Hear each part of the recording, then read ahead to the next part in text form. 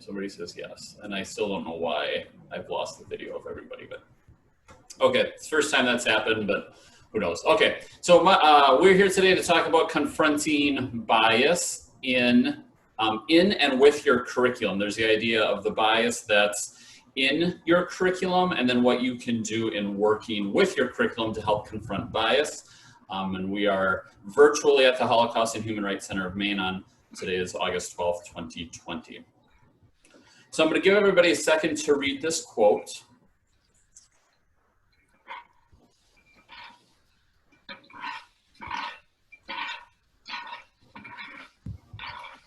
And think about what you've heard in the previous sessions. I think David said this was day 5. Yep, 3 last week, Monday, and then today.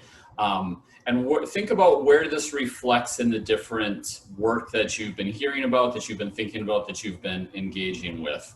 And what is the goal of what you're trying to do, not only with kind of your own personal learning, but also with the curricular work that you're doing and working with your students. So a little bit about myself. I did see some familiar faces in there before I lost all the faces. My name is Joe Schmidt. I'm the Social Studies Specialist for the Maine Department of Education. I'm here, I'm going to talk a little bit about the standards, Maine learning results and some best practices in social studies, and kind of that role of it. We'll look at some things not necessarily connected to the standards directly.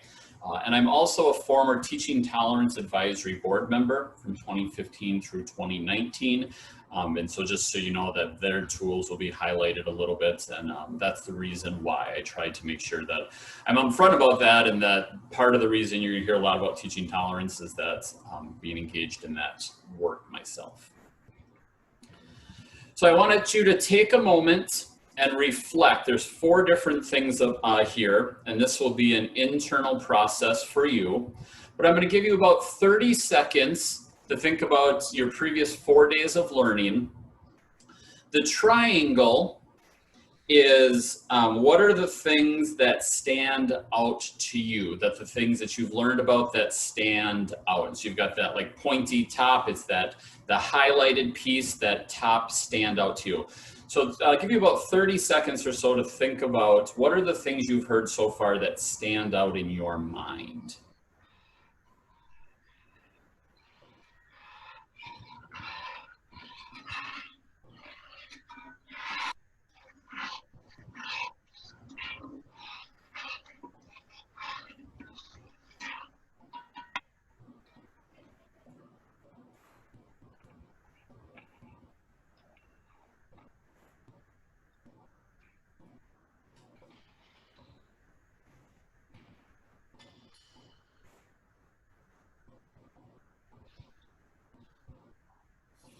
Give you 10 more seconds.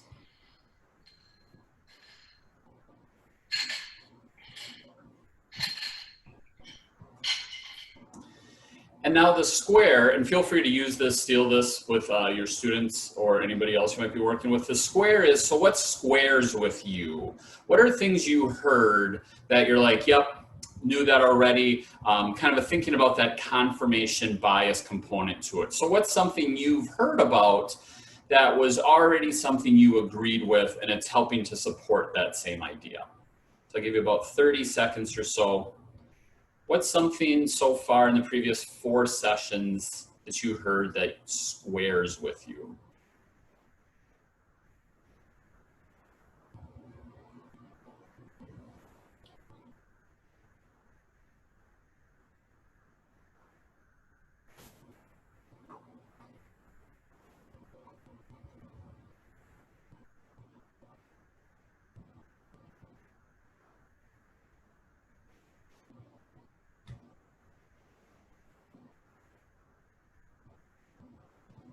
Ten seconds.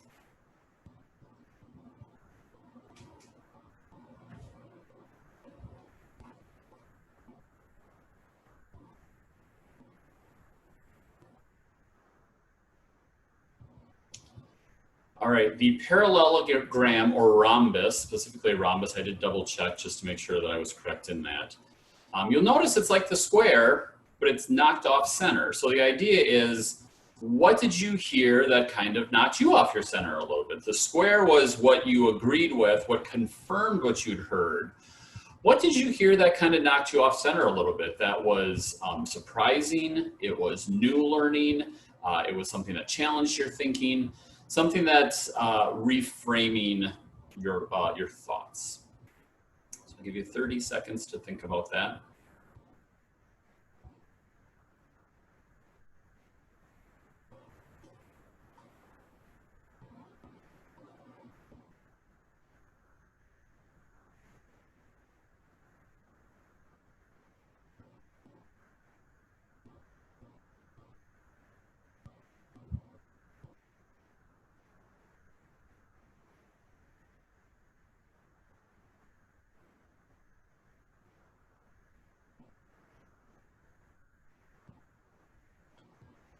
Ten seconds.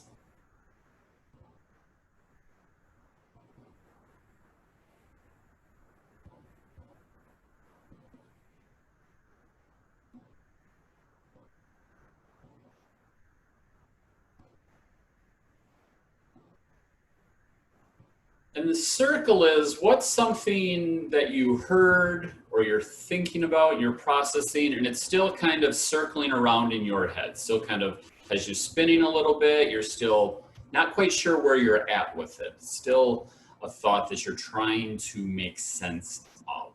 So what's still circling around in your head?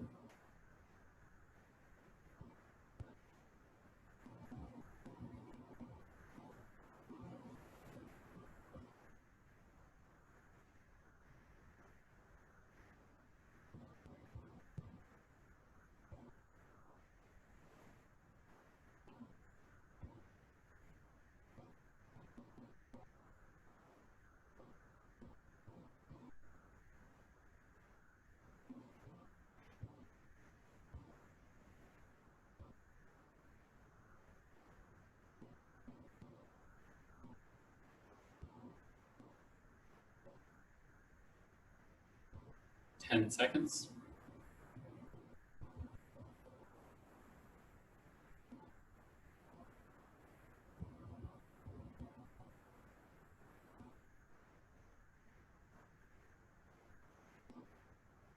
And so there you have a quick little reflection series. I was thinking back, the triangle is high points instead of highlights. So that makes more sense. You've got high points, what squares with you, what's knocked you off center, and what's still circling around in your head. So those little visual cues to help think about. To kind of get us grounded in where you guys have been and what you are working towards. So why am I here? And why I hope you're here is that there's so much work to be done, and it can be so overwhelming in thinking about where we are supposed to begin. And I have conversations, and I would say after George Floyd, on a pretty regular basis at this point, of educators, districts, students who want to do something.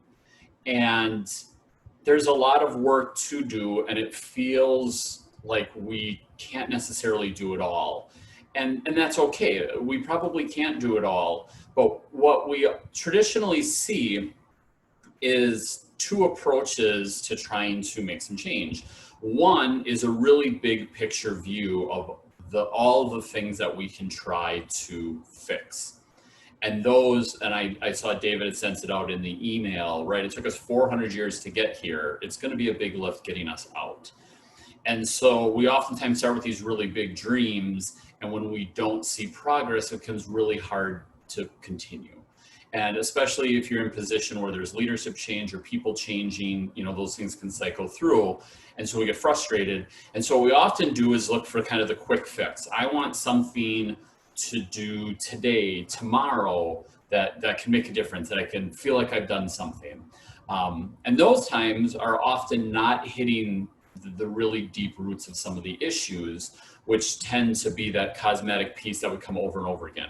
And so we really have to try to find that balance in how do you do incremental work today as part of something that's bigger and potentially even beyond you. And so I've done work. I was the co-chair of the National Council for Social Studies, our Summer Leadership Institute, and we did advocacy. And I've been using the same stuff. There's a group of the students' cabinet that's wanting to make some change around anti-bias work. And I keep coming back to having SMART goals, the SMART ones, and really articulating that short-term, medium, and long-term piece, and thinking about what is the big intentional piece that you're trying to do, and what are the things to get along the way. And so the quote, the funny little quote that I always come back to, the old saying is what's the only way to eat an elephant? One bite at a time. Right? But you have to have the goal in mind that that's what you're headed towards. And so I'm here because I think that there's so much important work that needs to be done in trying to figure out how do you do it at those little levels, and in a way that makes it meaningful. And so we'll talk about some of those things today. And I know David had mentioned one of the places that I always begin with is that first step is start with a unit, especially one that you're not the happiest with, that you're thinking about changing anyway. That becomes a good motivating piece to come back to, but we'll talk more about that later on. So now what? Okay, so if this is what we're here trying to do, I think the biggest piece that I love, Linda Trope, she's at University of Massachusetts at Amherst, and I've highlighted one of her research pieces, Prospects for Building Positive Relations Between Diverse Groups. And she asked the question, how do you get people to care when they don't have to? Which is, I think, the issue that we're faced with a lot of times in this. We're trying to make change, oftentimes with people who aren't necessarily impacted by that change, at least not clearly, directly impacted in ways that they can clearly articulate and understand before the change has happened. The idea that good anti-bias work and curriculum is good for everybody and improves us all, I think is something we can eventually work to understand. I don't know if a lot of people see that right off the bat. So that question is, how do you get people to care when they don't have to? And that's the challenge we have to overcome. And Linda continues to say, most Americans agree that people of all races and ethnicities deserve equal treatment and respect. Yet constant news reports and personal experiences show us that race and ethnicity continue to affect how people are treated and how they interact with each other. We know that racial prejudice impacts our lives and our communities in a major way. So for the most part, people understand this and want this. So the part that's getting in the way is not seeing how that impact is for us, for all of us.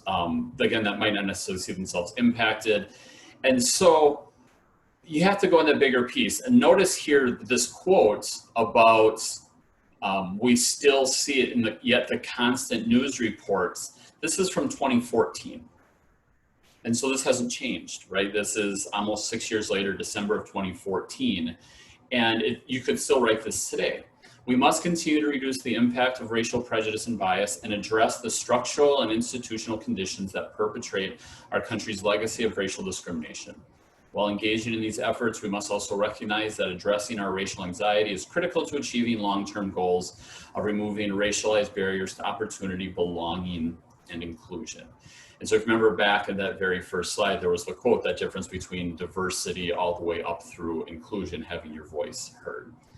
And so what we're looking through in this context is the role that education plays in this type of support. And meeting with some student cabinet members yesterday, actually, we did a 5 whys chart. And one of the things that they kept coming back to as why we have some of these pieces is that even some of our best, most well-intentioned educators, educational leaders now did not have this background when they were students. They did not get exposure at necessary and critical points in time throughout their educational piece. So there's still struggles to understand the full impact of what all this work means. And so that's that structural piece, that we have people coming out on the other end and still saying, wow, that this is bad, we need to fix this. But because they don't have enough of a rooting, deep understanding of it, that it's still a struggle for them to fully understand the big picture. So the Southern Poverty Law Center, which is the parent of the Teaching Tolerance group, Teaching Tolerance is kind of one of the three branches that Southern Poverty Law Center has, is, yes, and Piper, I'm sorry, I will end up sharing these slides with everybody. I usually put in a bit.ly into that, and I was still editing along the way. So I'll make sure everybody gets these, gets the slides. And this comment from the Southern Poverty Law Center specific to slavery, and this was part of when they were launching their Teaching Hard History piece, that slavery is not simply an event in our history, it's central to our history. And there's so much that comes out of that today, and I don't know how many people are familiar with everything that's been rising to this summer, right? Everybody's book lists now include Ibram X. Kendi, White Fragility by Rob DiAngelo, right? A lot of this stuff, but Kendi does such a great job of really looking at these deep, deep roots of enslavement, or slavery, the enslavement of the African American people, and what that's done to, and how many arguments that we hear today were said 100 years ago and 200 years ago, 300 years ago, and stuff like that. So it's really having to understand that piece and kind of confront that piece in order to be able to kind of move past that. Howard Zinn, the noted kind of people's history historian, talks about that there is no impartial history. Written history is partial in two senses. It is only a tiny part of what happens, and this limitation you can't overcome. I talk about this all the time with curriculum. You are making decisions on a daily basis, sometimes even minute by minute, of what to leave out, because we can't cover it all. I will oftentimes ask people, how long is your Civil War unit? People say, oh, 3 weeks, 4 weeks. You know, and I'll say they'll teach Gettysburg as an entire course in universities, right? You're not teaching the Civil War, you're teaching certain aspects of it. And some teachers will take the names and dates and battles route, some people will take social implications or the inequities implications, right? But it's still just a part of the picture. And so whatever we are deciding to either include or omit, we are doing we're playing a role in this curricular piece. And so Zinn says, whether it's openly or deceptively, consciously or subconsciously. And traditionally what we've done is we've tend to highlight the majority, the white, the part of it, and ignoring the other parts, whether it's the experiences of African Americans, minorities, or even some of the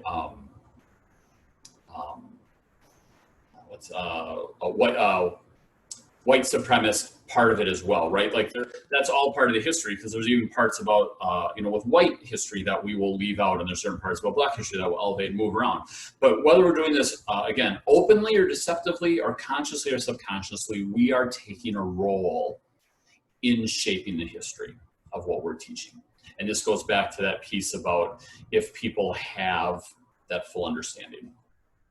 So there was a study that was done about how we benefit the students of color in a multicultural education.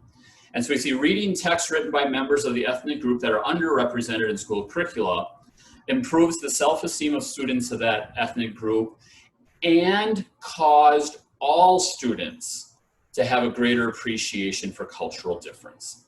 So we're going to talk in a little bit about windows and mirrors and sliding doors. But in a state like Maine, that is very predominantly white, one of the whitest, or if not the whitest state in the nation, there is still a role to play to benefit white students who will come out and will benefit from a multicultural educational component. So what should we do? And again, I kind of talked about some of these different pieces, right? There's how to be anti-racist, there's white fragility, so you want to talk about race.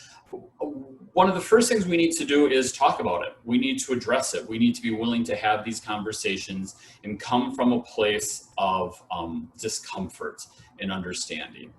Status quo is maintained usually from a place of comfort.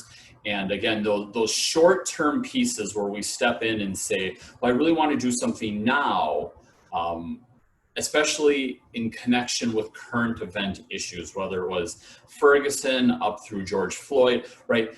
Those are passing moments that eventually we come back. And somebody, a colleague of mine, had posted on Facebook a couple months ago, right, about George Floyd and some of the work, posted just the other day again and said, okay, well, where is everybody now? Are we still worried about Black Lives Matter? Are we still fighting these same issues we were talking about immediately after George Floyd? Or have we gone back to where we were? Because those are the type of changes we need to have and make on a continual basis in order to keep moving this work forward. So what should we do? I always like to say nobody is a lesson, a unit, a day, a month, right? We've done our African American History Month, check. I've done my Wabanaki unit, check, so I'm done. I've done this, check. We need to ensure that all students see themselves as an important part of their history and their education. And this is consistently throughout the entire piece. So how do we work toward that goal? Again, because the easy thing would be, well, let's come up with our series of checklists. Let's make sure we're hitting these things, and then let's just do those things. And those are things that we're going to want to make sure we hit, but not necessarily as a check that's been completed, but more of as a check that has been included and threaded throughout on a consistent basis. So no matter what topic we're talking about or what part of our history we're talking about or geography or civics or government, we're understanding to the best of our ability the way that different groups would see this and interpret this part of it. I always talk about, like, we can make change and not always get to the end result of the goal. People talk, or I will talk about how a lot of textbooks now have, famous African Americans, and they'll have this little section piece in the bottom left, or famous women in history, and they'll have this piece right. But if we're just snapshotting that along the way and not really trying to understand the role that African Americans played throughout the history in putting in all those pieces, it's that same snapshot that's not that different from just like, oh, well, let's just talk about these 3 famous people, and then that's a complete comprehensive study. If you know George Washington, Abraham Lincoln, Rockefeller, and Kennedy, that is not an entire snapshot, or that is not an entire comprehensive understanding of US history. That's traditionally how we teach it, with that top approach to these famous people. But that's the same way as understanding W.E.B. Du Bois, Harriet Tubman, and Martin Luther King Jr. does not mean that you understand African American history. There's so much more depth into that as well. And so whether we're talking about these topics in the American Revolution, who were all the people that were participating in that? What were the role they were playing? What was the impact in all of these groups? As opposed to, here are the people you need to know, and then let's continue moving on. And it's a challenge because, as we heard from Zin, right, you can't include everything. It's impossible. So you're having to make those choices. And so how do you work through an approach of teaching enough people of enough context of a topic to get that in-depth piece? And so one of the things I like to do with people who are doing curriculum work is to, like, raise your right hand and, swear an oath. You can't cover it all. You have to be okay with that. You have to make that first declaration of, I'm okay, my name is Joe, and I'm okay with not covering every single bit, because you can't. And the spoiler alert about history is it gets longer every day. We continue to add in. And curriculum people all the time, right, especially if you're a US history teacher, understand, right, we get through World War II and then we try to go as fast as we can through the rest of it. But, the idea of the terrorist attacks of 9/11 is 20 years old. And history continues to happen after that. I remember being in high school in the 90s, right? And we didn't talk about the Cold War that it just ended, right? The 80s, the Gorbachev chair down this wall. And so much has happened since then. And we're still trying to get more and more in. So how do we take the approach, I say in depth across the spanning pieces? How do you give students the information to go really in depth about the context of people, places, and events in a way that allow them to continue and explore across time? I don't think a student needs to understand how all people or many people have engaged in war in every single war. I think you can engage some of that in war, but then some of that's back to the bigger picture about what does it mean to be enslaved in this country, or what does it mean to be an immigrant to this country, or what does it mean to be a woman in this country, right? Some of those do have consistent basis throughout our history. And so let's think about, I'm going to put it back on you. I've been talking, I think, for about 20 minutes at this point. I want you to put on your teacher lens. And I'm going to give you 2 sentences to complete. We'll start with just the first one.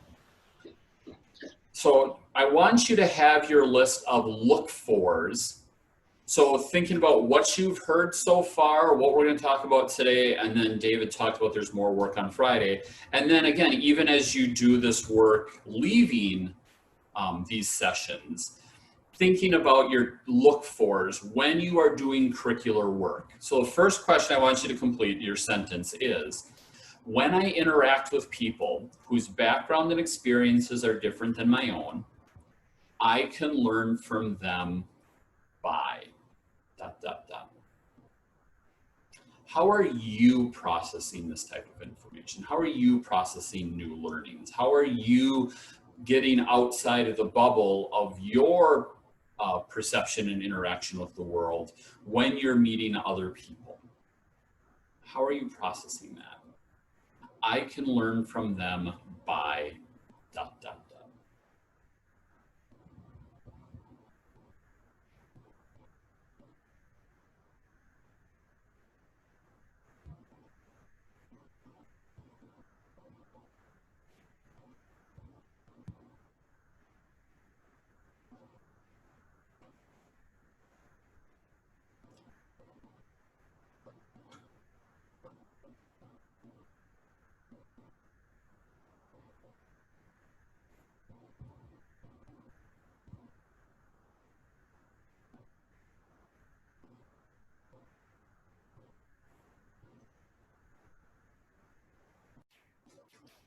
All right, thank you everybody for taking some time to think about that first question. I'm gonna go ahead and read off what we hear in the chat box so that anybody who is accessing this video later on will have access to this. So in terms of how can I learn from them? We have, I can learn by listening, asking questions, being mindful about what I say, being mindful of any defensiveness I might feel, trying to find common ground and going forward from there and keeping an open and willing mind. We have, I can learn from them by when I interact with people whose backgrounds and experiences are different from my own. I can learn from them by asking questions, not making assumptions, listening, stepping outside my comfort zone and my experience. We have, I can learn by listening first, then asking for clarification if there's something I don't understand. I can learn by listening to understand and not to reply, asking clarifying questions when I don't understand. And I can learn from them by agreeing to engage and learn from them without bias and/or judgment. I can learn from them by asking questions to better understand about their background and culture, making sure to really listen to what they're saying and incorporate their ideas and thoughts, what I've learned so far. And I can learn from them by having humility. What are some general themes you're hearing so far across everybody's responses? In the chat box, I'm hearing listen, listen, listening. And so thinking about the idea of bringing this thing is, if this is how you would feel you would learn when interacting from someone else, these are things that you need to make sure you're building into your curriculum for students to have the opportunity to do. This is your curricular look for. If you would say, well, I know that I would learn, right? Because you have that teacher lens on. You've got your own personal learning experience, but it's also that teacher lens of how do we actually learn from others? Then we need to make sure students are having that opportunity as well. So now your next question, again, I will give you a couple minutes to complete this sentence. I can share what I learned with my students by ... So you've learned something new. You're now going to take that and share it with your students. How do you do that? I can share what I learned with my students by ... dot, dot, dot. Thank you everybody for taking some time to think about this. So what we have in the chat box, I can share what I learned with my students by being open about my learning process. Everything I learn can be shared with my students to make their curriculum richer and more inclusive. Groups of people should not be units because they don't start and stop. They are part of an American history from day one until now. Showing them maps from the decolonial atlas and dissecting them, reading about different groups of people who came to this country and what prejudices they face, what contributions they make towards our country, and talking about stereotypes openly are some possible ways. I can share what I've learned by having open conversation, using resources in the classroom that give students a chance to hear and see other perspectives, creating a safe space where they feel comfortable discussing their own experiences and experiences they've heard from others. I can share what I learned with my students by loaning my Project LIT and other books, this book, Project LIT and other books to students, incorporating a social justice lens into all units, continuing my work on the civil rights team, using teaching tolerance strategies to get them to reflect on what they say, do, believe, asking questions to understand what they really mean. I can share what I learned with my students by creating opportunities for them to also interact and engage with people and experiences that are different from their own, so that they can have the more impactful firsthand learning experience rather than me. And I can share what I learned with my students by making sure I'm open-minded, transparent about my own learning. And no matter what unit, make sure to present all perspectives, ideas, and backgrounds. And so if you're thinking about, so there's ideas in there, right? There were some very specific things that you could do as an educator. And keep in mind, some of the things that you're hearing in there about what you would be doing to share your learning is things that students should be doing with each other. Are you giving students an opportunity to share what they've heard from others? And so one person had put in there, creating a safe space where they feel comfortable discussing their own experiences. So people are talking about, well, I want to make sure I share those experiences with students. If I've learned this, I need to express it in this way. But we need to make sure students have those same ways to express themselves as well.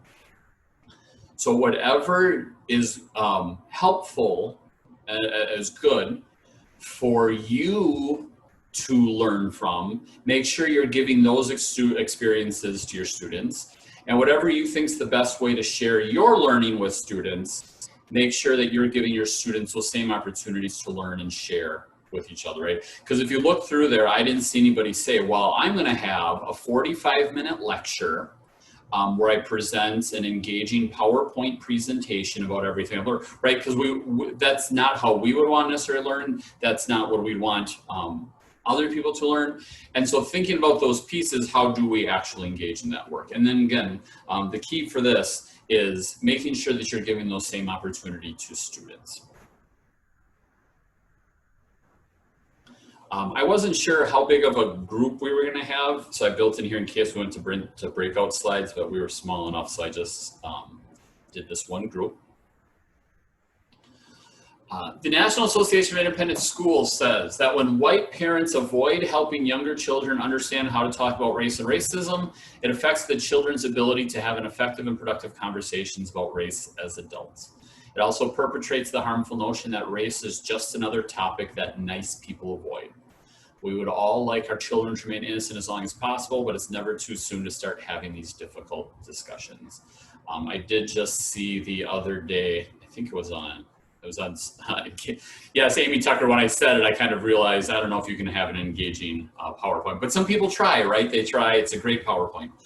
Can't remember, I think it was on Twitter, somebody had said, if my child is old enough to be impacted by racist actions, then your child is old enough to hear about racism, which is a powerful piece because a lot of that is coming in really young. It is things that children are learning about at home, that they're going out. And this is a little bit of an older article. I think this is from 2018, but it was such a really good article. And so this is where I had pulled in kind of some of that resource piece, but this op-ed, The Heartbreak of Raising a Black Daughter in a Red State.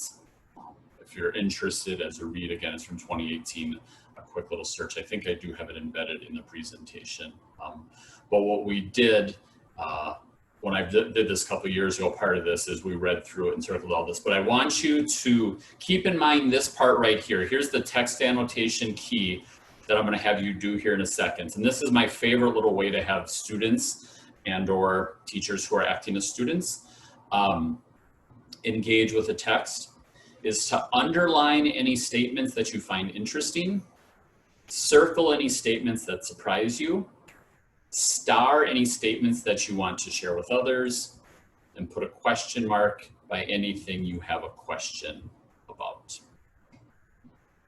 And I will put this back up again in just a second as a refresher. So underline anything that you find interesting, circle any statements that surprise you, star any statements that you want to share, put a question mark by those that you still have a question. Because we're going to talk about mirrors and windows.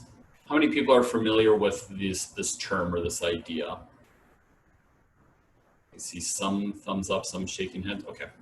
I'm going to play this video, and because of the Zoom nature of this PD, I want you to do your best to stick with our underline, circle, star, and question mark, but it's going to be audio, or it's going to be the video component, right? So you're not going to be able to write on the piece of paper and physically circle something, but think about what she says that would be worth underlining, circling, starring, and put a question mark by. So see if you can find at least one of each. What questions do you have about what you are expected to do when I play this video?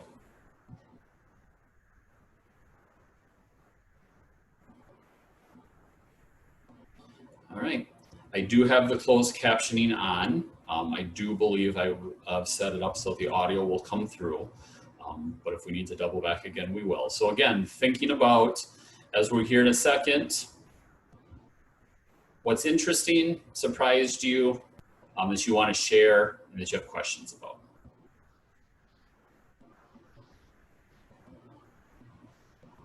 We need diverse books because... All right, hold up. So the video's not working for us, which we're just sort of frozen. Is it frozen for you, Joe? It is not frozen for me. I didn't. So it's happened. This has happened a couple of times with presenters, and Yep. What they've needed to do is close out of the presentation and then open it back up, and then generally the video starts back up again. I will pause the recording for this process. Were you able to? I only got a half second in before. But you want to keep trying, see if it works? Let's just try once, see what happens. Okay. We need diverse books because... Is it not coming through? We need... Oh, okay. Oh.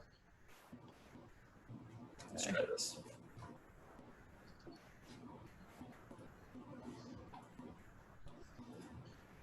I went through and made sure that I had the closed caption and everything.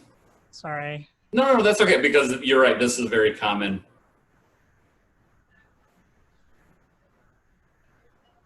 You can turn it on the closed caption in YouTube. Use the little icon there. It should be on. Oh, okay. Cool. It was embedded in the slide. Okay, cool.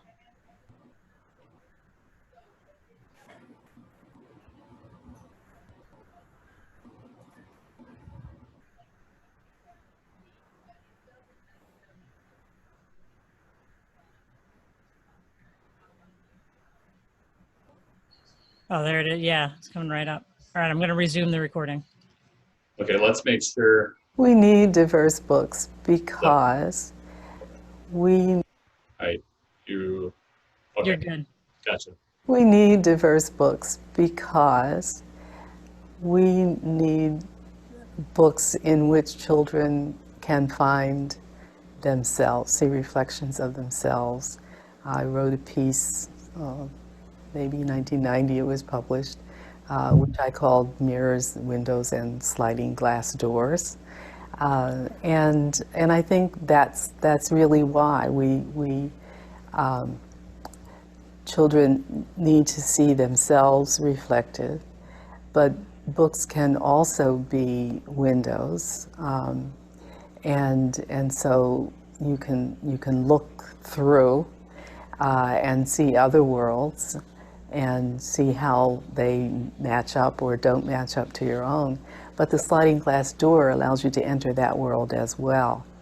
And so that's the reason that the diversity needs to go both ways. I mean, it's not just children who have been underrepresented and marginalized who need these books. It's also the children who always find their mirrors in the books and therefore get an exaggerated sense of their own self-worth and a false sense of what the world is like, because it's becoming more and more colorful and diverse as time goes on. So I think that's why. I'm going to give you a second to finish gathering your thoughts. That is the negative, right, of the audio video component. It goes very fast. So I always encourage teachers in the classroom, when you have video and audio, that's fantastic. Just make sure that you don't expect students to respond immediately. If you were giving them a written text, they would be able to read and reread any pieces as necessary. You'd want to give the same thing as an audio and video. I was trying to find a transcript of this and I could not find it. So I am noting that this is not the best pedagogy and what I'm having you guys do right now. So please take that for what that's worth.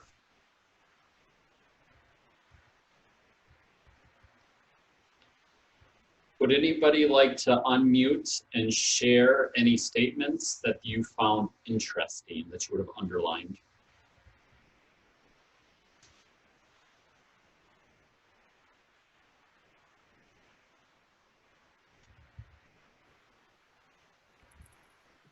There was a line, I think I wrote it down correctly, that I found interesting, sort of towards the end, or the speaker talked about books that lack diversity give a false sense of what the world looks like. I thought that was interesting. So a lot of times we talk about the need for diverse books in terms of what it does for minority students, so that they can, the mirror idea, that it could allow those students to see themselves in literature. But I guess I hadn't thought as much, it hadn't been articulated to me that way about the detrimental, well, I guess I had thought about it. I don't know. Just having it worded that way was made an impression on me. The way those books give a false sense of reality to all students. If they lack, the books that lack diversity, or if your library lacks diversity, you get a false impression of what the world looks like. Would anybody else like to share something that you would have underlined? I had the same response as Amy. We talk a lot about underrepresentation, and it was kind of a twist to talk about the effects of overrepresentation and the idea of exaggerated self-worth, which I think is so important to think about and to consider as well. So that stood out for me as well. Thank you. You articulated that much better than I did. That's exactly what I was thinking. Yes, thank you. I knew exactly what you were talking about. So. Anybody have anything that you would have circled? Anything that surprised you?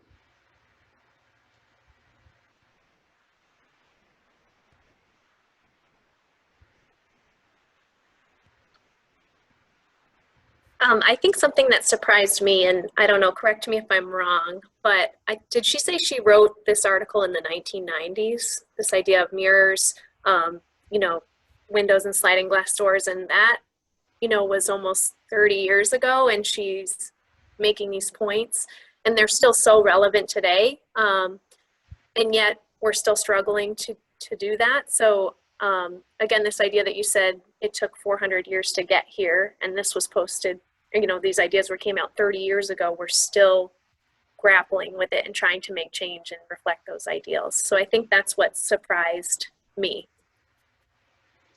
Yeah, her original article was from 1990. I'm going to piggyback off that and say that I was learning to teach in the 1990s and I never heard of this. I've never heard of her. I've never heard of this concept. Why, I guess. I'm just surprised that this has never been brought up in any PD I've ever had. We talk about diverse books, but I've never heard this metaphor used. I feel like it's a great disservice to her because I feel like I'm pretty well read, but so surprised that this is all new to me. The concept's not really, but the entire idea is.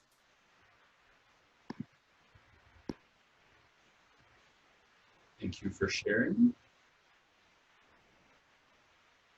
Anybody else want to chime in on a circle statements? So I will jump in because it's this, when I think about how old that is, it does feel like the whole concept is relatively new. And I am a chapter leader for a project lit in Maine, and maybe one or two, but that's one of their missions, to have windows, mirrors, that's their whole mission. So I've heard about it through them. I've heard about it in like ed camps, but it's been very grassroots and not like official things that I'm taking classes all the time. I am doing a doctoral program in literacy, and it's not really necessarily out there. So I've heard about it, but it seems to be more from the bottom up rather than from people who are teaching teachers and working with teachers. Thank you, Amy. What about stars? And there might be some overlap in kind of what you're hearing. What is something that if we were, I guess in a physical group, but we can do it here, if I were to put you in small groups and, to talk about, what would you want to make sure that other people had gotten out of this? Or what would you leave here wanting to tell other people about? What are your stars?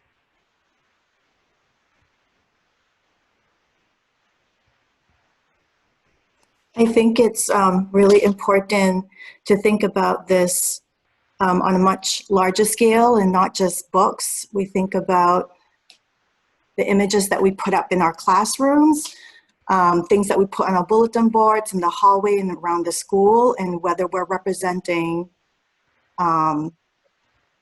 different identities. And I know as far as where I'm teaching, we definitely don't have enough role models in our school compared to the students that we teach. And I think it's really important for kids to have exposure to that. Yeah. So it goes far beyond just books, I guess is what I'm trying to say. Thank you. Other stars?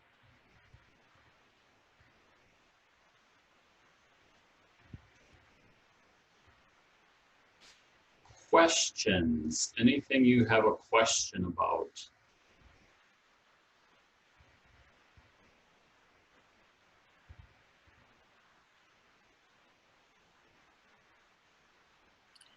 I'd be curious to see what Rudine Sims Bishop has published since 1990.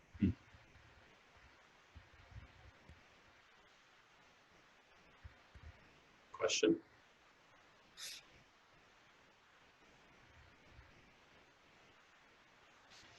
So I will say that I love modeling this. Again, if we were in person and I had a little bit more time, I would give you handout papers, because whether you would potentially do this in like Google Docs to watch your students, or when we're back in person working with students, to me, this is a great formative check, giving students time to read and just walking around and watching what are they underlining, circle, starring, questioning, right? So it's a great, if in the first or second paragraph, half the class is putting this question mark in the same spot, then just stop and address that question people, or you do their stuff, but it's a great way to see where students are in the reading, what they're having questions with.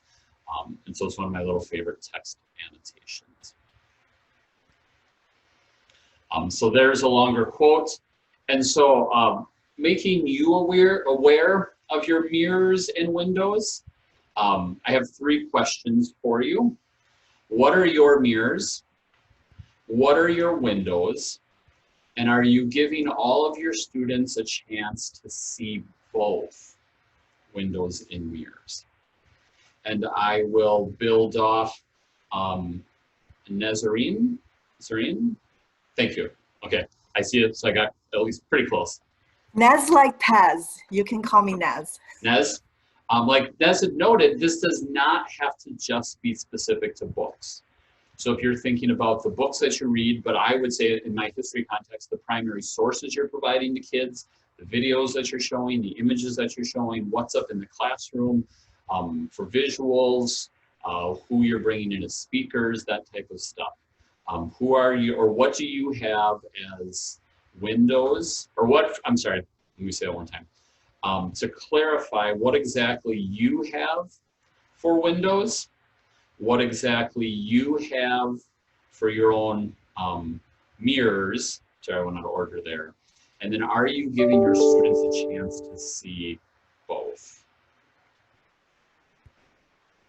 What questions do you have about the questions that I want you to answer? Oh, and there's no breakout rooms. Okay, so I guess we're not going to do breakout rooms.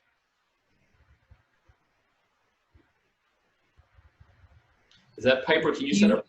Do you want me to activate breakout rooms? Yeah, can you do that from your end? Yes. Can you do 4 breakout rooms? Because what do we have here? 15? Sure. And do you want to join a breakout room? You can just do randomly assign and I won't go into one. And yeah, okay, cool. Yeah, let me know whenever you're ready. I can do it. Go ahead and break them out. In your rooms, what are your own mirrors? What are your own windows? And are you giving students the chance? We'll just have a short discussion about that and come back ready to share. Welcome back, everyone. I hope you had a good discussion.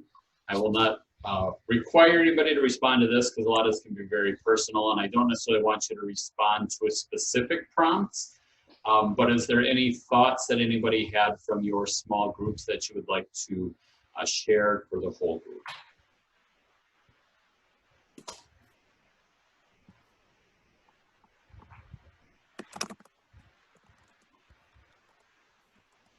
Okay. This was something, I think it was last year.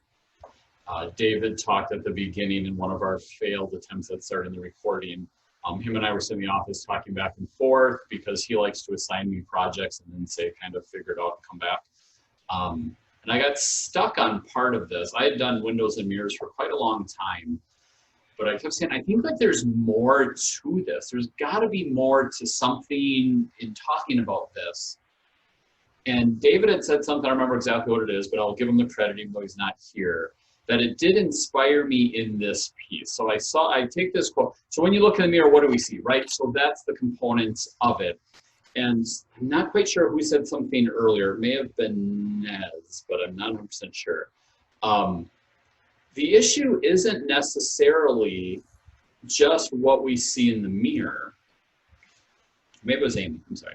It's not necessarily what we see in the mirror, but what do we make of what we see in the mirror? Are we just seeing ourselves in that rose-colored glasses components? Are we seeing, well, this is the mirror, because look, I can read about white, Christian, straight, cisgendered males all day. That does not mean I'm getting the full spectrum of that mirror of me. And I kind of alluded to this earlier when I said, like, we can do white history and not talk about white supremacy. We can choose to see ourselves in a certain manner. And so for me, that was the part that clicked, because I think if we're addressing the benefits of all students in seeing this, that simple fix is, well, yeah, of course, let's make sure we're getting more diversity. Let's get, you know, more Latinx, more African American, more women, let's get that in there. But there's also a part about making sure that white students are seeing more of themselves beyond just that rose-colored glasses piece to it, right?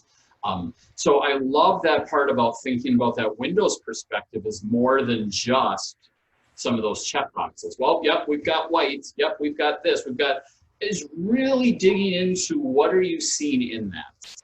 And so what I love to focus on is Teaching Tolerance has what they call the anti-bias framework. And in person, what we do is David made up magnets of all of these 20 standards, and they're untitled up here, and we have groups work through to determine which are the 5 that are associated with identity, which are the 5 that are associated with diversity, justice, and action. And then we talk through those connecting pieces. So I can tell you that the idea is not necessarily that you do them in order, and it's not that 5 leads into 6, but they are set up as kind of an internal piece and an external piece. So students start by recognizing their own identity through these 5 components, and then understanding their own internal understanding of those outside of them. So it's still an internal piece. Are they able to express comfort with people who are similar in difference? Are they able to respond to diversity by building empathy, respect? Those are still internal components. So it's the internal thoughts about themselves, their internal thoughts about others, and then what do they do in terms of justice? So wait a minute. So some of these things, there's unfairness.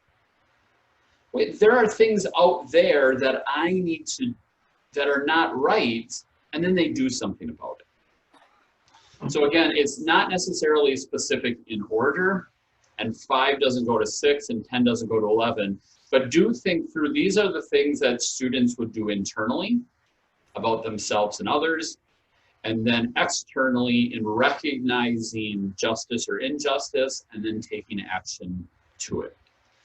So now if we're starting to drift into kind of some more concrete curricular pieces, one, we just got done talking about the windows and mirrors and making sure the students have the opportunity to see both. But in starting to blend away from making sure we're not looking at things through rose-colored glasses, are we taking these opportunities to hit these standards? Are these things addressed in your curriculum? And I'm not going to go super deep into these right now, just for time's sake, right? Like this is at least probably a 90-minute webinar trying to unpack the anti-bias framework. But this is here as a research. And Piper, do you mind, can you link to that really quick in the chat if people want to take a quick look? Teaching Tolerance Anti-Bias Framework, it's like a 20-page PDF that comes up when you Google it. So thinking about, again, those bigger buckets, how are you giving students an opportunity to think about their own identity? How are you giving students an opportunity to think about the others around them and how they react? How are you thinking about the ways in which students look for justice and injustice in the world? And how are students given an opportunity to take action in response to that justice and injustice? How is that built into the curriculum? I'm going to give you about 30 seconds to just think. This is not an easy answer, and I don't expect you to have a specific piece. But start thinking about that component in your curriculum as an overlay. Yes, I need to teach this standard. Yes, I need to make sure they know the Battle of Gettysburg. Yes, I need to make sure they have a writing standard. Are there ways in which you can address those standards through the anti-bias framework?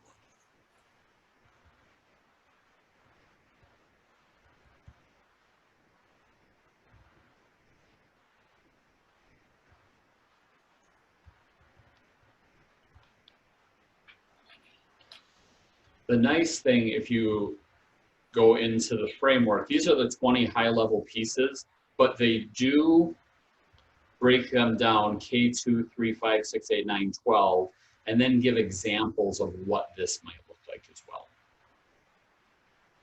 So I would encourage you to think about the bigger buckets and then piecing this out, right? So I've kind of come back to it again. David gave you the prompt, and I told you we'd talk later about what's your worst unit, right? And I don't say that as you are a terrible teacher or that's a terrible unit. I approach it as when I do curricular work with districts and teachers, and people are like, yeah, that's a really good idea, but, right, I do not expect you to do 36 weeks of new work right now. That's a lot, especially today's date and the circumstances we're in. But if you don't change something, it's going to be a year from now and you're back to having to change 36 weeks, which is a lot. So change one unit. Change 1 2-week, 3-week, 4-week unit. And so where do you start? Start with the one, I always say when I was in the classroom, there was always a unit that when I got done, I was like, ugh, that's got to be better next time. Right? There's just that one, but it's not awful necessarily, but you get done, you're like, I feel like it could be better. Start with that one. How can you change that one? Is it the content? Is it the approach? Is it the interaction with the kids? Is it whatever? Maybe it doesn't even have to be there. Maybe it can be replaced. But the same thing about trying to not tackle all 36 weeks is I wouldn't necessarily right off the bat, I wouldn't look at all of these buckets right off the beginning. What's the one that you think fits that unit, fits what you want to do, fits your kids, fits your comfort level? I'm guessing, again, if you haven't done necessarily a lot of this work or some of this is new to you or you don't think it's really well embedded in your unit or in your curriculum, and you're looking at changing your October curriculum, you're probably not jumping into action. That might be a big jump. Is it identity? Do you feel like identity is kind of covered, but you don't do a good job of diversity? Again, I'm going to give you a moment to kind of think about that.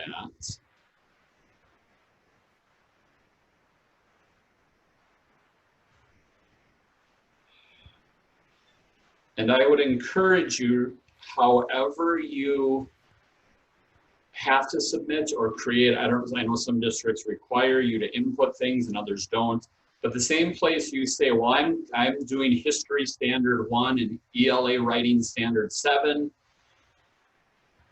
put in the anti-bias.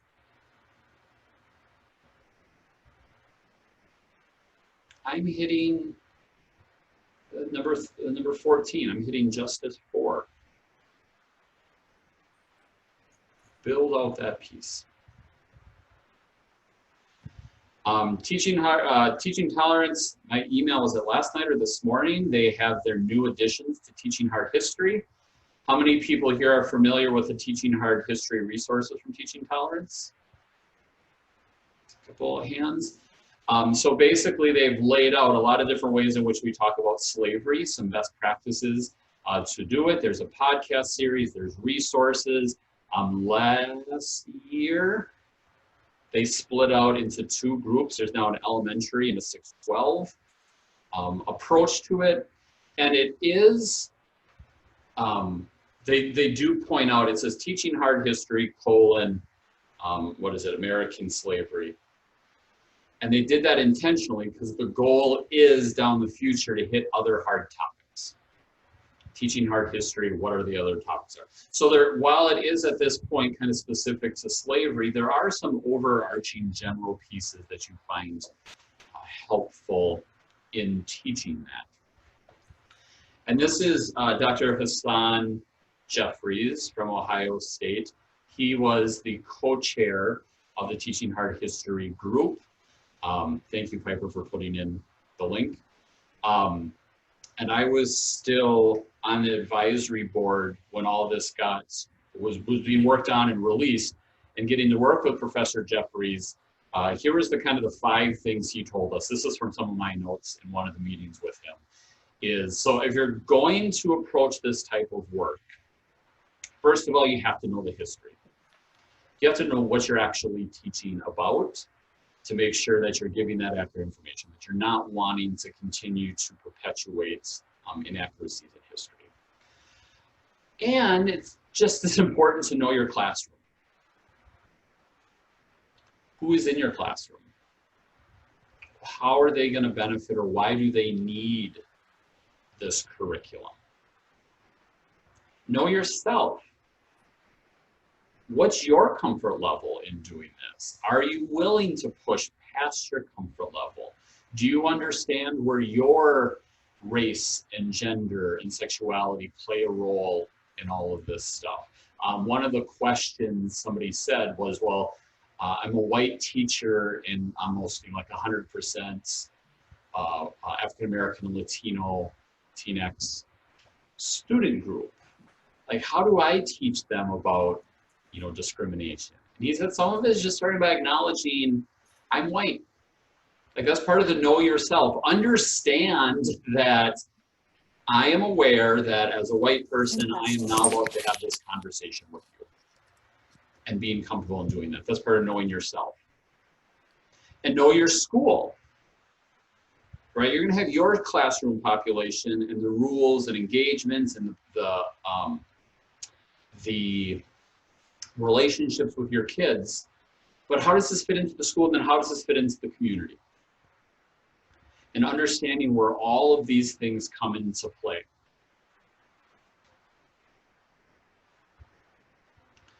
And the idea, the first quote that I put up there that I really love, because I think it's not specific to any of this in terms of like African-American population or slavery. Discrimination is the process of othering of others. We do it all the time. Consciously, subconsciously, it's not always race, but race plays a role. If you've read some of the Ibram Kendi stuff about how to be anti-racist, right? These are the subliminal things we do all the time. And he talks about at length how, different socioeconomic groups of African Americans have discriminated against other African Americans, and the same thing with whites, and how different even same race groups will play off of each other for gender, socioeconomics, sexuality, to gain whatever edge they think they're getting out of it. So that's just that big bucket. Whatever we're doing is the othering of others. You are not like us. You are something other than us. And where is that in your curriculum? Are you actively having students engage in looking for that discrimination? I mean, slavery's simple. And that's simple to teach. It's clearly an issue. Jim Crow laws, the civil rights movement. Where else is it? Are kids thinking about that lens in the curriculum and in their world about them? And he gave as a curricular tip, he said to teach the resistance of Black and brown skinned people. It's not this thing that was just done to them. They fought back, and sometimes resistance was survival. We were actually with him, I think it was the day after, a couple years ago, Kanye West had tweeted something to the effect of how bad could slavery have been? They were part of it for a couple of 100 years. And he said, but the resistance someday for an enslaved person on a plantation was surviving the day. It's not about always picking up the gun and moving forward. So he said, if you want to teach the history of this, teach it through the lens of resistance. How did they resist? Again, sometimes it was just survival. Dr. Jeffrey Noakes, in one of his books in teaching about history, really stresses the thing that resonated with me is reductionist views. And I make the connection because, again, Dr. Jeffries talked about this linear view. He said, we oftentimes think the civil rights movement was just this straight line of growth. Well, there was an enslaved population, and then they were freed, which isn't perfect, And then Reconstruction, which was better, but still not perfect. And then we got to the Civil Rights Movement, and now, right, it's good. There was just complete progression, but that's not how it went. And quoting Dr. Noakes on this, is history is not always moving in a smooth path towards progress. Progress goes backwards sometimes. That's part of the experience. When are we moving forward? When have we stepped back? When are we recognizing that we've stepped back? How do we recognize what those next steps are? And so again, Dr. Noakes says, we usually see history as improving societies and technologies, but we oftentimes leave out the downturns and backsteps that are part of the growth process. That is the history. The history is not the got better, got better, got better, got better. The history is got better, got worse, because this is tough. Slightly better, slightly worse, way better, some backtracking. That's the story. Because then otherwise, why we can't be surprised with some of the events that are still happening, because we do take back steps. Like, wait a minute, things are going bad right now. I thought we made progress. Well, progress includes backwards. It's part of that longer piece. And again, note that we oftentimes ignore minority viewpoints. And, you know, again, we've now in Maine, we have Indigenous Peoples Day. You know, but Columbus did not discover America. There's a great book. It's called America Looking East. It's, is that what it is? America Looking East? Something like that. And I'm sorry, I should have the names. It's about 20, 25 years old by now, but it's a US history textbook written from the Native American perspective. Instead of the ships getting to the new world and seeing this unexplored land and then moving west and saying, wow, manifest destiny, we've got to reach the coast. It's more the perspective of we're here, uh-oh, here come some ships. Now we're getting pushed back, now we're getting pushed back, now we're getting pushed back. Because the traditional American history narrative is that westward looking. Europe got here and continued to look further west. But there's a history of people who are here, and they saw history coming at them from the east. So it's America looking east, or American history looking east, something to that effect. You know, so if you call it westward expansion, that's saying that we're here moving west versus eastern encroachment. We are already here and you are taking from us. I'm sure a lot of you have it, if you have a history background, a lot of people are familiar, right? You know, the idea was the Civil War, and in the South, that was the war of Northern aggression. And you have a similar piece in here. Western expansion is an Eastern colonial view of this manifest destiny. If you're a native, if you're a tribal nation in the Midwest, then everybody, this is just encroachment, this is our land. Yes, thank you, Diana. Facing east. I knew there was something east, looking east, facing east.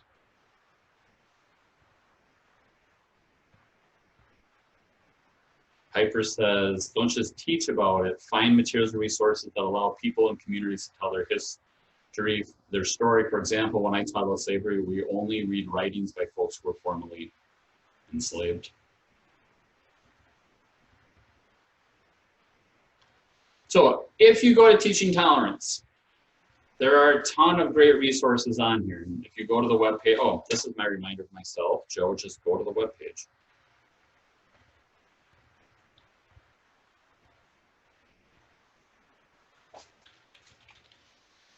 So if you go to tolerance.org,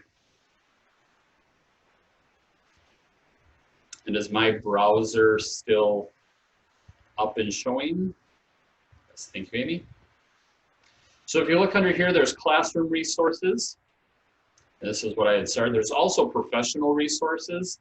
And I know that Holocaust and Human Rights Center has hosted Teaching Tolerance last year and again this year. You can sign up and look at their different publications. But what I want to do is take you to these classroom resources.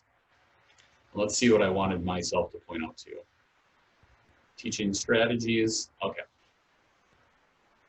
So in classroom resources, there's already built lessons. You can build learning plans, student tests, etc.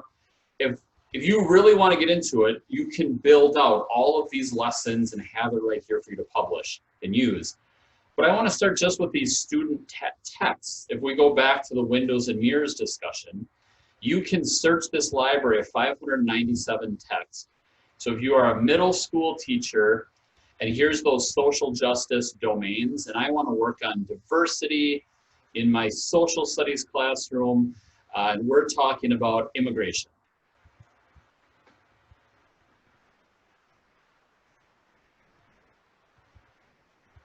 Oh, I went to too many things. Let's do, let's take out social studies, see what comes up.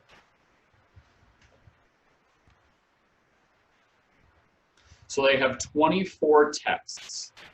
There's a multimedia and a trailer park. Isolated mothers pursue a shared dream. So you see the grade level, you see topics. Oh, it was under history. Let's play that filter. So 16, so you can see the social justice domains. There's videos. The history of African-American social dance, the Atlantic slave trade, what too few textbooks told you, so kind of one of the things we've been talking about. You need a free account, but it is free. This video appears as part of a TED Ed lesson. So they've got the video, but you see it's multimedia, what it talks about, the social justice standards. It gives you the reading level. Michelle says she uses video every year. That's awesome. And it gives you this piece. So if you're looking, Joe, I don't know where to start. I do want to change my immigration unit. I do want to talk about justice. I do want to give my kids something to read. I need a piece of literature. Teaching Tolerance has this collection of resources for you to search through. Joseph's Castle in the Sky. And again, it takes care of all the reading levels and stuff for you. So I gave an example into there. Real quick, before I leave here. So there are these, you can search already created lesson plans. Again, there's 504 lessons. So if you say I'm a middle school teacher wanting to talk about diversity in history,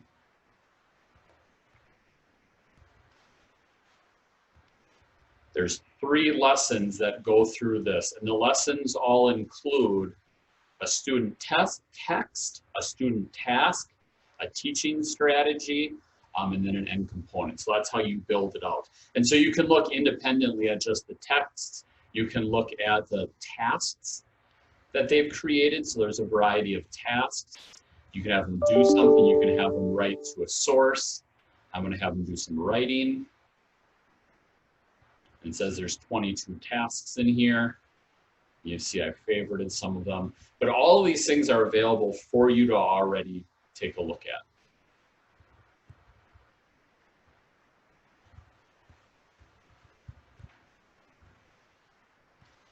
So for me, the essential questions, if you're building out your curriculum, how do we meet the standards while teaching this important topic? How can schools affirm identity, celebrate diversity, teach justice, and inspire action among students? How do you create the literacy experiences that are both culturally relevant and academically rigorous? And how do we help the students in Maine understand the perspectives of others? And I do want to stress, there is others everywhere. I was part of, I will just say, a project where we were working with districts, and there was a question regarding how does your curriculum represent the diversity of your students? And the law, some people were putting not applicable. And so the idea, you can have an all-white student population, that does not mean you're not diverse. Again, there's socioeconomic diversity, there's LGBTQ diversity. I remember in my methods course as a pre-service teacher, one of our speakers came in and said, if you wanted to, if you worked really hard at it, you could teach just boys your entire life, right? There are male private schools. You could probably work really hard and teach, all white. You cannot avoid LGBTQ, right? Because it's not, they're there. It's part of the population. And so we have to understand that the perspectives are all over the place, even if we don't look and say, oh, Well, there's no African Americans here, there's no Latinx here. You're still going to have an LGBTQ population. You're still going to have differentiated socioeconomic statuses. You're still going to have different religions. You're still going to have students coming from all sorts of different backgrounds. That's still different perspectives in a diverse student population. Having to understand all those things. And that's not even a complete list of all the different ways that we have to appreciate diversity.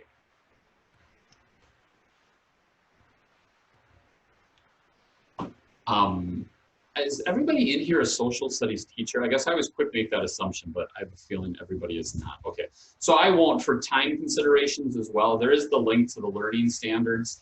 And I was thinking about having you look through the standards to think about what are the different ways to approach that.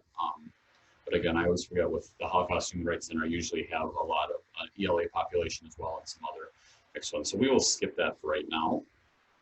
And Mary, I see, is in New Hampshire, so she probably doesn't care about the Maine learning results at all. I will tell you, you are the first group to officially hear about this, even though it's still in draft form. I turned on this web page yesterday, although all the rest of these are still dead links. And I thought I need to go back and edit it, because I screenshotted this and I thought, it is supposed to say link does not yet work, link does not yet work, link does not yet work. But if you go to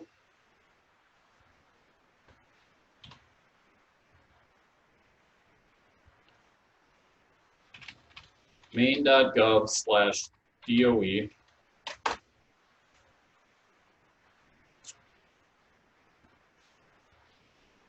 teaching and learning, content area, social studies resources. This is a new one. See, I'm still not even good. That needs to be bolded. This page is currently under construction. This link now works as of yesterday. Aha, see, not yet a live link, not yet a live link.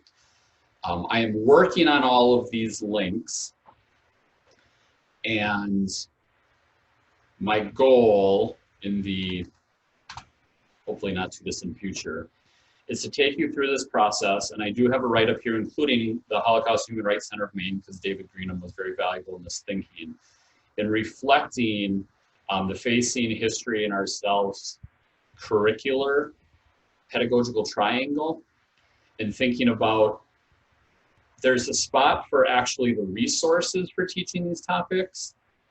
There's a need for how to review your curriculum, and there's a need for your own personal student staff reflection component as well. So you can get as far as this. If I click on it, I think it does work because I'm signed in to do the editing, but you'll see these resources coming soon. I think you can get as far as this at this point. But so then that's another place or another thing that working on getting you the appropriate resources and stuff that you need to help you along the path. I always say that my #1 job is to remove barriers for teachers. My biggest lift in finishing this website is not finding the resources, it's narrowing down my resources, because I do not want to give you a page that just has 100 resources. I don't feel like that's helpful.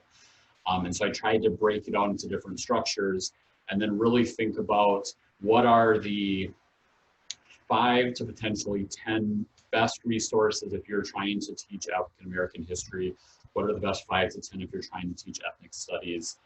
What are the best resources to do a curricular review, et cetera, et cetera.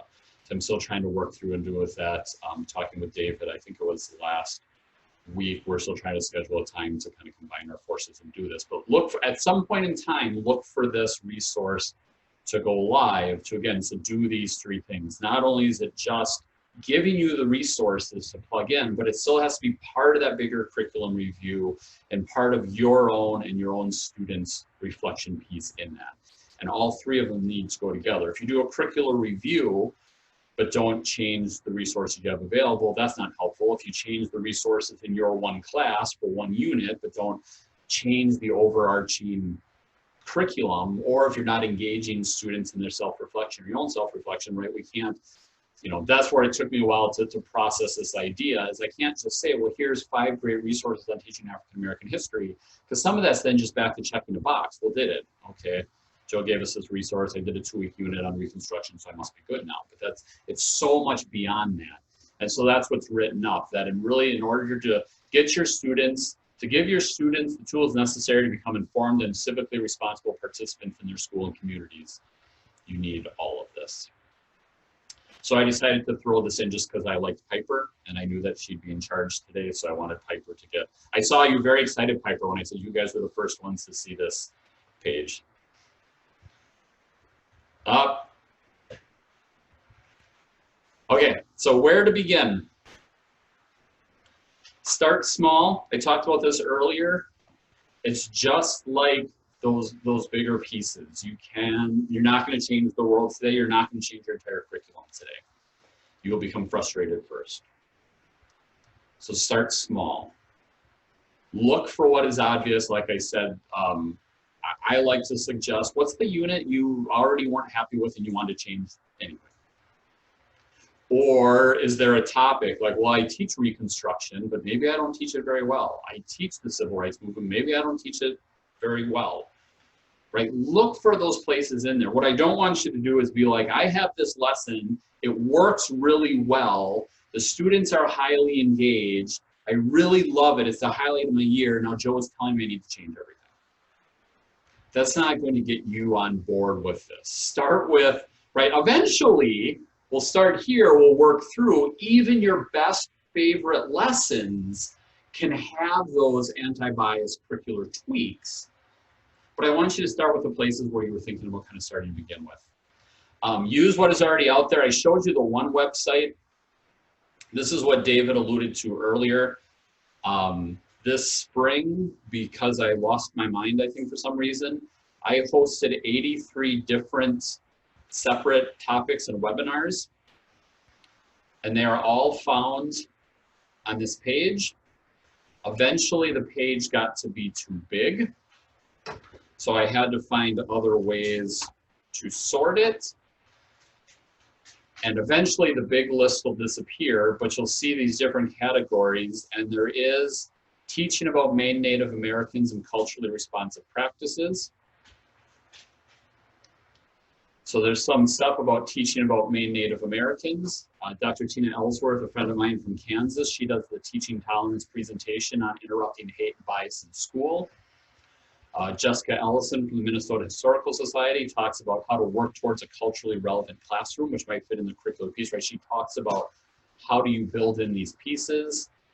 Dean Vesperman at UW River Falls did a presentation on culturally relevant pedagogy, where he talks about Gloria Lansing-Billand and some of the work, like it's about trauma, it's about students, like you go see even stuff about, you know, tips in, like with IEPs, a lot of times we have students, did I freeze for a second? I feel like I'm getting glitchy. Okay, I'm back. Okay.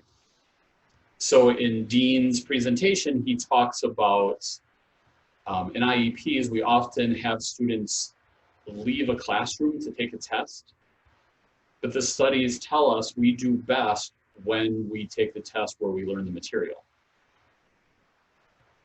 And so don't change rows before giving a test, don't remove, right? So, but it's, their kids have those IEPs that need support, but how do you do what's best for the kids? So these, webinars are all related to some of that stuff. There's other pieces in there that you might be related to if you want to talk about religion. I teach your leaders talk about bringing the world into individual storytelling, different pieces as well. So David said, make sure I mentioned that. So I quickly went in and added that piece in. And again, that's just the start of that piece. It's that idea of things that are already out there. Start with those things. I always say all the materials, or most of the materials you see in my presentations, I got somewhere else. I just read the books. Dr. Jeffrey Notes, right? I was quoting Linda Traub, Dr. Hassan Jeffries, Jeffrey Noakes. Like, it's not my stuff. It's pulling those pieces together for there. So how do you pull the pieces together that support what you're doing in your classroom? Make sure you're adapting to the needs of your students and community. Again, thinking about Dr. Jeffries, know your class, know your school, know your community. Look to build allies. I have been spending a lot of time, seems like recently, getting to work with Paul Dorsky during my time of teaching tolerance. He had told us about the idea of a rule of 20-60-20 because somebody had mentioned that they feel like they're in this continuous cycle of teaching equity 101 over and over and over again. How do we get beyond to that next level? And he said what oftentimes happens is when you work somewhere, 20% of the people will be willing to come along and do what you're wanting to do. So I think if you were all to go back to your districts and say, hey, I have this great thing, I think we need to redo our curriculum, we need to look at these anti-bias standards and framework, and like 20% of the people, whether it's just their personality or what they believe in or whatever, you know, some people just go along with it, like, okay, cool, I'm in. You need to build those allies. That's your starting place. I had a talk with an individual who says, I'm getting a lot of pushback. I send out these all school emails and some people are not happy. I was like, well, does it have to be an all school email? Like, who are the people that, and it's not about building an echo chamber. It's about getting people on the same page and building momentum. Because then what you need to do is, according to Paul Dorsky, 60% of the population will come along with you if you can convince them why. So you build your allies and then build your message and then go out and you say, we should have this speaker, we should do the equity 101, we should do some of this work. And then you get to 80% and then there's 20% of people who don't want to change. They might not want to change professionally because they've been doing this so long. In this case, it might be tied to, you know, different racist ideas or discrimination, right? Don't always just assume that, well, they must be racist. Right? They might have just been teaching for 35 years and have no interest in changing their curriculum, regardless of what the topic is. But he says 20% of the people are not going to come along, and we spend so much time being like, no, it's a good idea, we should do it, that you end up losing the 60% because they're frustrated that we're back to having this conversation again. And so get to that 80%. Use your allies to build your message, build momentum, get the support, get administration on staff, get 80% of the staff on board, and then keep moving forward. There will be people who will not be happy. There will be people who push back. There will be people who fight it. Like Paul Korsky was stressing is that if you spend your time and energy trying to convince that last 20%, you will lose the 60. You will lose all of that momentum. So I encourage you to build those allies first instead of trying to change everybody's mind to begin with. Who are that group? Who are the ones that I can work together with? Who's the administration that can be supportive? And then with that set of allies, continue to grow. Right? There is no final destination in anti-racism, anti-bias. I have nothing left to learn. I've accumulated my 50 badge points and now, right? This is always an ongoing, continuing process. And that's okay. And during that growth, you will take steps backwards. You will be bad, you will have bad days, I will tell you, the second time, third time, I did my training on the Maine Native American components of the standards, having tribal representation and educational leaders sitting in a room, and I'd already had this conversation, and I wrapped up one of the pieces and said something about thanking something for our tribes. And they sort of like, Joe, we've had this conversation. You don't say our tribes. It's not Maine's tribes. It's not a possessive piece. And I was like, you're right. My apologies. So, you know, the tribes of Maine. These, you know, they are the neighbors, you know, people we live with. And one of them said afterwards, like, thank you for messing up and thank you for owning it and being okay. We're like, you didn't get defensive, you didn't have this piece right, because we will make mistakes. And there's going to be more we need to grow. And sometimes your allies may abandon you, and sometimes the curricular work may not go in the ways you hope, but you then just keep moving forward. I encourage you to reach out, whether that's the Holocaust and Human Rights Center or myself, and then breathe. It will be a long journey, and you have to have grace with yourself and make sure that you're taking care of yourself.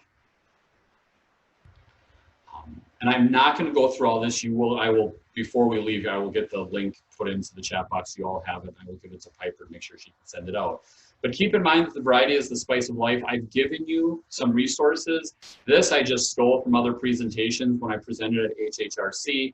This is from the immigration one we did. If you're looking for resources about teaching about immigration, Maine Memory Network, Digital Public Library of America, Smithsonian Library of Congress, there's lots of places to pull these from. I will talk about DIGO in a second. We've talked about tolerance.org. In talking about when I did this, the slavery presentation, these are resources about teaching about slavery. Again, you've got some national ones. You've got Maine Memory Network, Smithsonian, Docs Teach, Gilbert Learman, et cetera, et cetera. So if we're in the workshop model, you would now have time to explore and ask questions. That we're not in the workshop model. But I will show you one other thing. There is the link in here to my DIGO. How many people here have like too many bookmarks that they're not even helpful anymore? I see Lisa, I see Piper. DIGO has been a lifesaver. And this is actually the wrong link. It should be profile, not user. Give me 1 second to correct this. Or somebody, when we're done recording, remind me to go back and correct this so we don't mess that up. So as you go in here, yes, I used to have too many bookmarks to handle. I now have 4,136 bookmarks.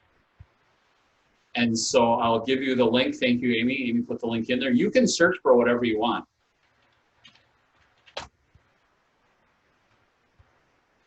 The 4,100 has been cut to 45. Joe, I don't know if this is all helpful. I'm a high school teacher. What do you have for high school slavery? Well, there's one. Or I want slavery curriculum. There's two. The 1619 project, as we talked about earlier. I don't want to necessarily focus on slavery. I want to talk about anti-bias. Well, what about anti-bias in my curriculum? Okay, so we're down to 5. So that's how I keep track of 4,100 bookmarks, is by filtering it through this, tagging different odds and ends and going through. Now, the only problem is if you're looking for something specific and don't use the same terminology that I would, it might not match. So if you said, well, I want to do California or I'm trying to think of the Japanese, so you'd have to say Japanese internment to get that. If you were to talk about, like, I'm going to do World War II internment, it's going to come up with, well, I try to combine it. I've had issues, people looking for something they couldn't find it. I was like, no, I called it this. But so those resources are there and available. I'll make sure I update that. That's my big one, but otherwise, these are just these other resources. So this is the Maine Memory Network. Here's what I found if you look for slavery. Under the Digital Public Library of America, here's what you look under for slavery, for slaves, for slave, and enslaved. They all had some similarities, but some difference.